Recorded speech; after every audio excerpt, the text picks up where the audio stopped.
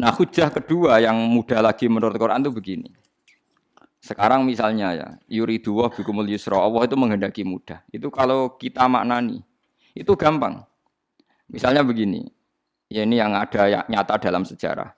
Ada berhala terpahat dari batu, namanya Lata, Uzza, Manat, gitu, Lata, Uzza, Manat. Terus ada yang beberapa yang namanya nggak disebut Quran, kata Hubal, kata apa? Hubal. Oleh orang-orang kafir jahiliyah, Lata itu disembah, dikatakan Tuhan. Uzza juga dikatakan apa? Tuhan. Itu kata Allah.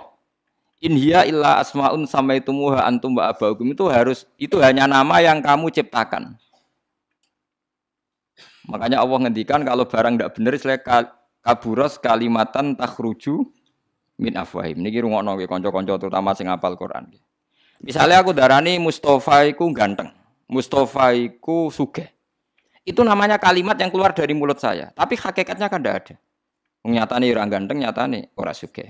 Tapi ini menjadi kalimat karena kadung keluar dari mulut. Kula baleni, tapi ini menjadi kalimat karena kadung keluar dari apa? Mulut. Misalnya saya bilang, wah Ruhin rambutnya lurus, alim, ganteng, pinter. Ini hanya keluarnya kalimat yang keluar dari mulut, tapi kan nggak ada kenyataannya. Nah, ketika orang kafir bilang berhala itu Tuhan, itu kalimat yang keluar dari mulut. Nah, kalau hakikatnya ya batu, bukan Tuhan. Hakikatnya itu batu. Berarti namane pangeran Lata Uzza itu batu apa pangeran? Batu. Nah, makanya kalau Allah mengkritik orang kafir, misalnya Allah dikatakan punya anak, Yesus itu Tuhan. Ngendikane Allah napa kaburas kalimatan takhruju min afwahim. Sungguh kalimat itu satu kalimat yang salah, tapi yang kadung keluar dari mulut mereka. Jadi nomor dua, ada kalimat yang memang benar. Seperti saya mengatakan 1 ditambah 1 2, 2 tambah 2 4. Nah itu baru hak karena nyata. Dikatakan apa enggak dikatakan ya tetap 2 ditambah 2 4. Sama dengan la ilaha illallah. Jadi la ilaha illallah itu sudah wujud sebelum dunia ngakui la ilaha illallah itu sudah ada apa belum? Kalau bedai. Sebelum ada orang Islam di seluruh dunia, Allah satu itu sudah wujud belum? Sudah. Kenyataan ini sudah ada belum? Sudah. Lah berhubung sudah kadung ada, kita hanya menyaksikan asyhadu, saya bersaksi, a'lamu, saya tahu. Karena sudah ada, makanya disebut fa'lam annahu la ilaha illallah. Wong sudah ada, kita tinggal tahu, tinggal bersaksi. Nah, kalau yang tidak ada itu mbok dikatakan pun tetap tidak ada, itu hanya jadi kalimat yang keluar dari mulut, wong barangnya tidak ada. Itu disebut apa? Kaburas kalimatan takhruju min afwahim. Iyaquluna illa kadziba. Jadi kalimatnya itu ada, tapi fakta yang ditunjuk kalimat itu tidak ada. Faham ya lah. Mulanya ciri utama agama itu kul ja'al haqqu wa zahaqal batil. Barang hak itu pasti ada, yaitu Allah. Barang batil ya pasti tidak ada. Pangeran telu itu tidak ada. Watu jadi pangeran ku ora ono. Santet ngasari dadekno aku mati ku ora ono. Mulane kula nek santet wong ora tau ndonga tolak santet. Wong cara kula santet mboten enten. Nah, percaya jajal nggak sih mati aku, paham gitu. Jadi gitu. Memang nggak ada.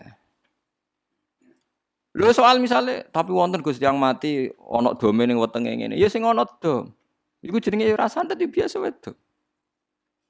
Lah nek mati kena santet itu biasa kepelitis truk ya mati. Kena virus. Cara kula dipanteni santet itu malah lambat, kadang 3 dina lagi mati. Jas pleng truk. Jas pleng meneh pesawat. Jadi niku yang paling angel nih gue bab tauhid. Sebenarnya tauhid itu gampang, buatan jelimet. Makanya Allah melatih kita yuridu wa bikumul yusra. Andekan manusia seluruh dunia dipoling untuk melihat Lata dan Uzza, itu apa? Enggak usah ada orang Islam, enggak ada orang kafir, enggak usah intervensi. Pasti mereka jawab itu batu. Andekan Isa Yesus itu dipampang di dunia, orang poling, orang Islam kafir, enggak ada intervensi. Pasti akan bilang itu manusia. Paham ya? Tapi lewat rekayasa dicitrakan itu Tuhan. Lata Uzza dicitrakan itu Tuhan. Nah, itu disebut wa makaru wa makarawa. Jadi dimakru. Dia didesain sedemikian rupa. Misalnya di Yunani itu orang kalau bilang Tuhan itu akal, makanya bilang logos. Log itu logos. Tuhan itu arot. Niki rungokno aja sampai salah, nak salah kafir sampean. Tuhan itu arot, Tuhan itu sifat. Jadi Tuhan itu tidak ada zatnya. Kemudian logos ini nempel di Yesus, kata orang Kristen. Sehingga logos. Logika akal. Makanya kalau orang filsafat darani Tuhan itu akal 1, akal 2, akal 3, akal. Makanya disebut logi, ideologi, log. Nah, pertanyaannya kemudian saat Allah itu arot, Allah itu log, kemudian belum ada tempatnya, Allah bergentayangan di mana? Sebelum Yesus ada, terus lalu Allah bersemayam di mana? Terus ada orang Majusi bersemayam di api. Nanti kalau orang kafir jahiliyah bersemayam di arca-arca itu. Yang orang kuno Majusi di mana, di gunung apa? Mungkin orang Sugihan di gunung Kawi macam-macam itu terus. Wah, itu kan terus jadi repot. Repotnya adalah kalau sifat itu harus nempel di dat. Dan datnya mana nggak jelas. Itu satu. Nomor dua, sifat itu sama mausuf itu mesti dulu mausufnya. Nah, makanya kata ahli ilmu kalam, jangan pernah kamu mengatakan Tuhan itu sifat. Kalau Tuhan sifat nanti butuh nempel napa? Zat. Makanya terus kita diajari walillahil asmaul husna. Allah itu zat. Kemudian pada zat ini ada asmaul husna. Jadi mulai dulu Allah itu al-qayyum, zat yang berdiri sendiri. Nah, ini pentingnya ngaji. Mulane wong alim-alim mesti wali. Ana wong alim ora wali, goblok-gobloke wong alim. Mergo seneng dhuwit. Kudune wong alim iku wali. Mulane Imam Syafi'i ketika disebutno wali si A wali si B jare. Nah aku ora wali ning dunya ora ana wali jare. Dadi idza lam takunil ulama auliya alillah fama ala wajil ardi min waliyin. Nah, ulama wis gak wali ning dunya wis ora ana napa wali. Karena hanya ulama yang bisa menjelaskan kenapa harus ada tauhid.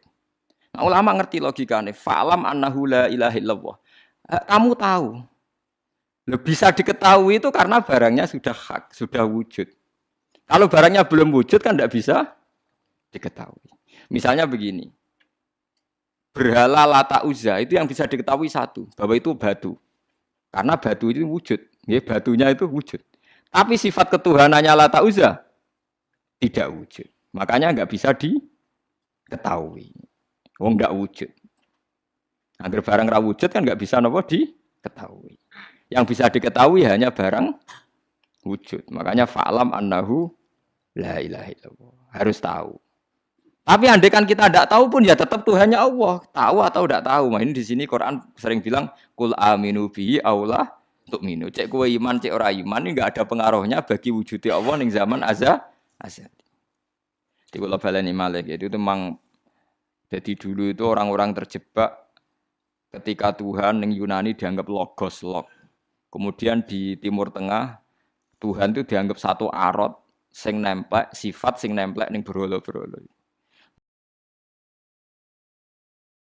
Engko ning gone daerah Majusi ning wasani sing nemplek ning napa geni macam-macam. Mon niku walhasil akhirnya semuanya itu kalah dengan tauhid sing digawa Kanjeng Nabi Muhammad sallallahu alaihi wasallam. Bahkan sekarang tiang Nasrani pun itu tidak pede dengan teori trinitasnya.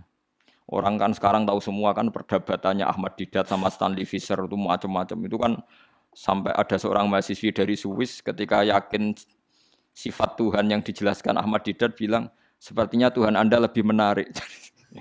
Karena dibilang Tuhan Islam itu tidak punya anak, tidak diperanakkan, tidak ada padanannya. Kalau Tuhan Anda ini padanannya banyak gini-gini terus itu ada orang tertarik. Sepertinya Tuhan Anda lebih menarik. Karena sifatnya lebih apa? Ya lebih menarik. Terus tadi maknanya walat itu kalau menurut ilmu kalam itu dua. Walat itu anak fisik, anak gen. Atau walat maknanya tawalud, konsekuensi dari satu hal. Tapi tidak karena diciptakan. Itu tadi misalnya HP dan pulpen ini benturan itu menimbulkan suara. Suara ini diciptakan HP, apa suara itu tidak ada yang menciptakan? Yuna ilmu kalam dibagas. Nah kamu bilang diciptakan HP, HP-nya sendiri tidak merasa menciptakan. Batu sama batu benturan, terus ada suara. Kamu bilang diciptakan siapa? Diciptakan batu. Batunya takoi, kamu yang menciptakan suara itu. Enggak, saya tidak punya akal loh. Paham?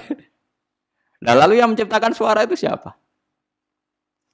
Suara itu udah ada. Yang ada itu kamu dengar suara. Soalnya kupingem darani ngono iku suara. Tapi nak cara akal darani sing ngono apa ya watu. Watune apa benturan. Iki cara ilmu kalam. Lah suarane piye krupingku suara. Ya sudah begitu aja dah. Jangan sampai kamu menganggap kejadian alam ini kebetulan. Itu kue yang melukai tauhid. Semua alam raya ini diciptakan secara sengaja dengan irodah oleh Allah Subhanahu wa taala. Jadi lam yatawallat min wujudihi syai'un. Jangan sampai kamu berkeyakinan setelah Allah wujud otomatis makhluknya wujud. Berarti wujudnya makhluk tanpa kehendak Allah. Itu keliru. Itu ya termasuk tawalud. Kalau kamu meyakini begitu berarti terjadi keyakinan apa? Tawalud. Setelah ada Allah otomatis makhluknya ada. Itu ya dosa besar. Kafir. Nggak terima dosa besar tapi apa? Kafir.